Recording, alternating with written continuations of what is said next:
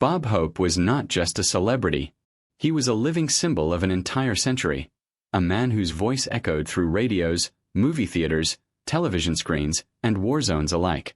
For millions of Americans, he was the reassuring sound of laughter during uncertain times, the comedian who could step into the bleakest places on earth and somehow make them feel human again. Yet the brighter the spotlight shone on him, the longer the shadow behind it grew. How could the entertainer who seemed tireless for decades end his life in fragile silence, his body weakened and his memory fading, when the jokes that once fired effortlessly began to stall before reaching his lips? Born Leslie Towns Hope on May 29, 1903, in a poor suburb of London, he was the fifth of 7 sons in a struggling working-class family. His father labored as a stonemason, while his mother, who had once dreamed of a musical career, sang in small amateur productions to help keep food on the table. In 1908, when Leslie was only 4 years old, the family emigrated to the United States, settling in Cleveland, Ohio, hoping for a better life. Instead of prosperity, they found crowded housing, factory smoke, and constant anxiety about money. Childhood for Leslie was not filled with play but with work. He sold newspapers, polished shoes, delivered packages, and took whatever jobs he could find. Somewhere amid the exhaustion, he discovered something powerful.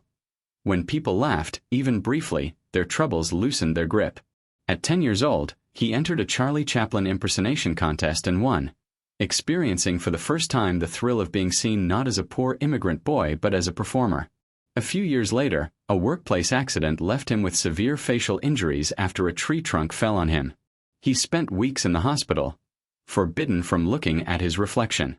When he finally saw his face again after surgery, the sharper, more angular features startled him. For a teenager, it was a harsh lesson in how quickly life could change. He also tried boxing under the nickname Packy East, winning 3 of 4 fights, but the ring did not hold his future.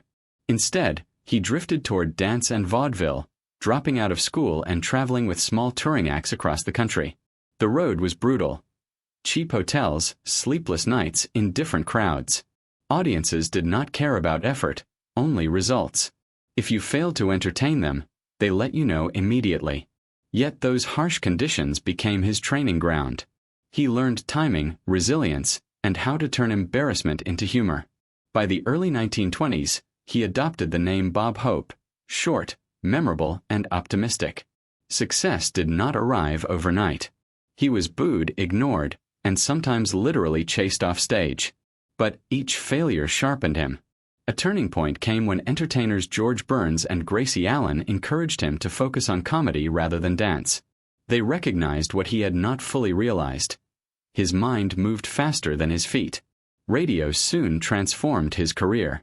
Unlike the stage, it required no scenery, only voice and imagination. Hope's rapid-fire delivery and self-mocking humor made listeners feel as if he were speaking directly to them. By the late 1930s, he was one of the most popular radio personalities in America. Hollywood followed, though not immediately with success. Early films struggled, but he persisted, learning to control public perception by joking about his own failures. His true cinematic breakthrough came with the Road films alongside Bing Crosby and Dorothy Lamour, beginning with Road to Singapore in 1940. Their playful chemistry and habit of breaking the fourth wall delighted audiences. On screen they appeared inseparable, though beneath the humor lay professional rivalry. When Crosby died in 1977, Hope reportedly struggled with the loss more deeply than he expected, as if a part of his own rhythm had vanished. While film and radio made him famous, it was his work with American troops that made him legendary. Beginning during World War II, he traveled repeatedly to perform for service members overseas, eventually completing dozens of USO tours over 5 decades.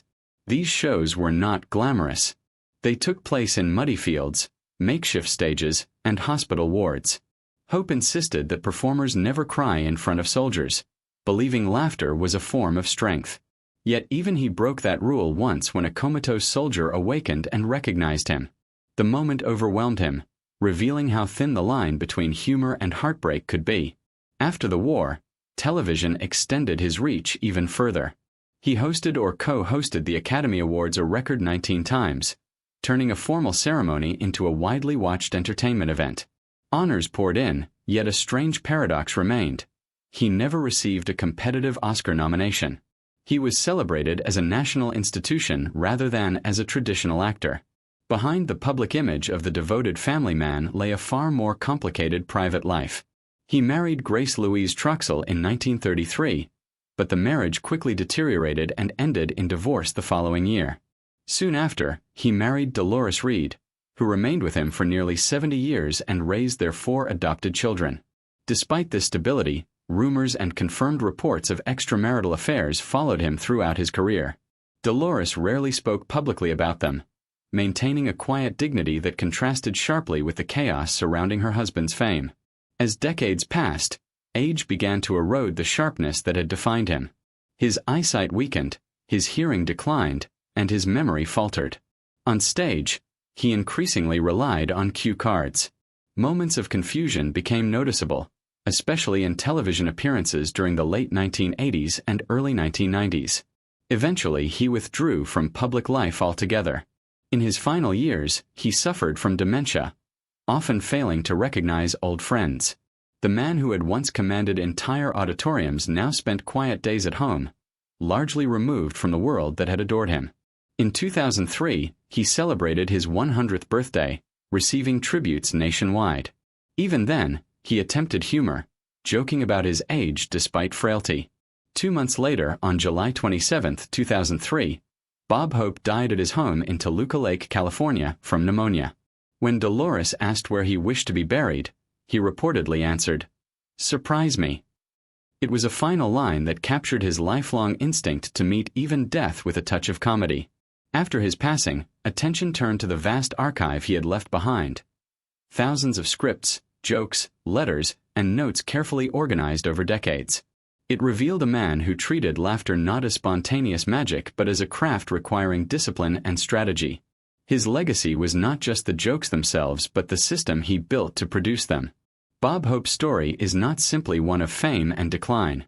It is the story of a poor immigrant boy who believed laughter could lighten even the darkest moments and spent a century proving it. Long after the stage lights dimmed, that belief remained his greatest contribution. A reminder that humor, however brief, can carry people through times when nothing else can. If you love the scandals, rivalries, and secrets behind Hollywood's biggest legends, subscribe to Hollywood Feuds.